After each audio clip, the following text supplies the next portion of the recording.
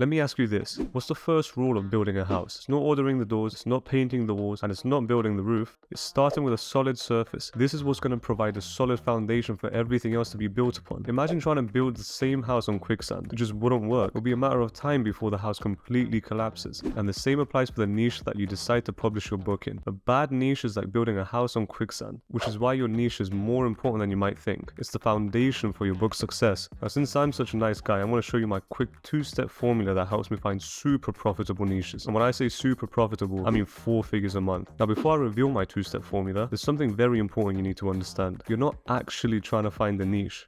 You're trying to find a sub-niche. This is a smaller niche within a niche. So let's say you want to make a princess book for kids. This would be a great niche, but then in order to find a sub-niche, you need to ask yourself, what type of princess book do I want to make?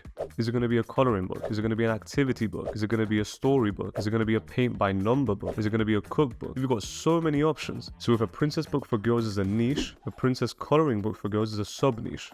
Now here's the best part. For some books, you can go even deeper and find a sub-niche. I don't even know if that's a real word, but let's just go with it. Let's say our sub-niche is princess coloring book for girls. There's one more question we need to ask ourselves, and that's, who is this princess coloring book for? Is it for toddlers? Is it for 6-year-olds? Is it for 12-year-olds? Making a princess coloring book for 6-year-olds is completely different than making a princess coloring book for 12-year-olds. The reason you want to go deep is because there's going to be way less competition if you figure out your sub-niche. And let me prove it to you. Let's say you want to publish a book on how to draw. We're not just going to go out and start creating a book. First, we need to do the research. A simple search for how to draw books will show us that we're competing against 9,000 other people. That's the size of a cruise ship. We need to look at a sub-niche. What are we going to teach people to draw? Let's say how to draw people. If we search that, now we're competing against 2,000 people. We drastically lowered our competition. So let's go a step deeper. Do we want to make this book for kids or for adults? We can't just make a how to draw people book for everyone. Good luck trying to teach a 10-year-old how to draw this. You can see if we search how to draw people for adults, we're competing against 2,000 books. But if we search how to draw people for kids, we're competing against 756 books. Now it's pretty obvious which book would be easier to rank for. So now that you understand what a sub-niche is, let's get into the 2-step formula.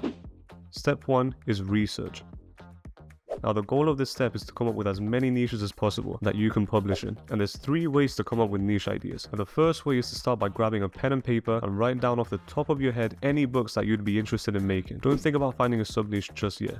We can do that later. For now, I want you to write down some subjects that you find interesting. It can even be something that you're good at. It can be cooking, drawing, Photoshop, filmmaking, supercars, knitting, Spanish, pet training, exercises, literally anything. Feel free to pause the video until you have something written down. And the second way is to go on Amazon book categories and browse through them until you find a book that stands out to you. All you have to do is go on Google and search Amazon bestseller books. You want to click on the first link. On the left, you can find all the categories on Amazon. Click on a category that seems interesting to you. I'm going to click on crafts, hobbies and home. This will take you one step deeper into the category and show you subcategories. Click on any subcategory that seems interesting to you. I'm going to click on crafts and hobbies, and guess what that will do? It's going to take you a step deeper into that subcategory and show you even more subcategories. Again, click on the one that seems most interesting to you. I'm going to click on puppets and puppetry. Now this time it didn't take me any deeper, which means now it's time to look at what books are in this subcategory. Write down all the books that you can see in this category on your piece of paper. For this category, I can see crochet for beginners. I can see a word search book. I can see text fails, cut out paper dolls book. I see a hand shadow activity book for kids. I'm going to write all of them down. Once you have some books written down, go back and pick a different subcategory and do the same thing. Over time, you will have built a big list of a bunch of different books that you can publish in. Now, the third way that I like to find niches is super simple. Take any of your niche ideas that you have written down and search it on Amazon. I'm going to stick with how to draw books. As soon as you search it, click on a book that captures your attention. I like the look of this how to draw animals book. Now, if you scroll down, you should see a carousel that says more items to explore. Here you can find tons of other sub niches related to the book that you just clicked on. So you can see there's how to draw faces, how to draw people, how to draw portraits, how to draw with photorealism, how to draw flowers, how to draw tattoos, how to draw landscapes, how to draw comics, how to draw optical illusions. There's so many potential niches. Write down as many as you can. By now you should have hundreds of sub niches written down. Now you're not going to publish in all these niches, which is why we need to go to step 2 of my formula, which is validating the niche.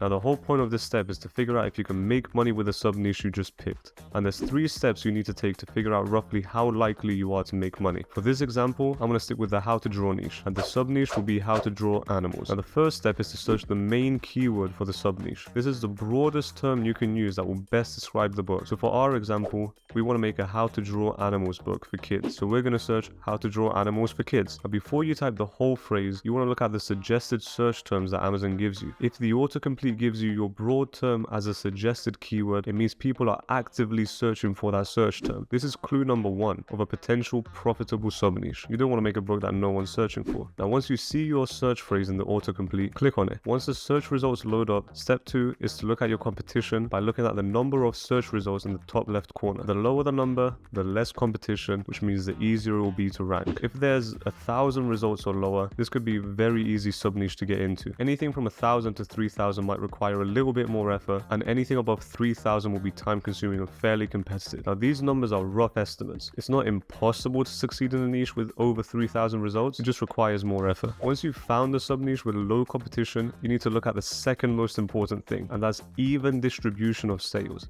You need to make sure that at least 4 or 5 of the books on the first page are sharing the sales between them. And the best way to do this is to look at their ABSR number. If all the books on Amazon were having a race, the ABSR number represents their position in that race. Now their position is determined by how many sales they're making. So the lower the number, the more sales they're making. The higher the number, the less sales they're making. Now, if you search for an ABSR calculator online, you can type in the ABSR number of a book and it will tell you roughly how many sales they're making per day. If you find that only 1 or 2 books are getting all the sales, it means there might be a monopoly in the niche, which will make it much harder for you to make money. It's like coming up with a new fizzy drink and trying to compete with Coca-Cola or Pepsi. The odds are not in your favor. You want to test out all the sub-niches you have written down until you find the ones that tick all 3 boxes. You want the main search term to appear in the autocomplete. You want there to be low competition, ideally 1,000 search results or below, and you want an even distribution of sales. Once you find this, you have a potential niche to publish in.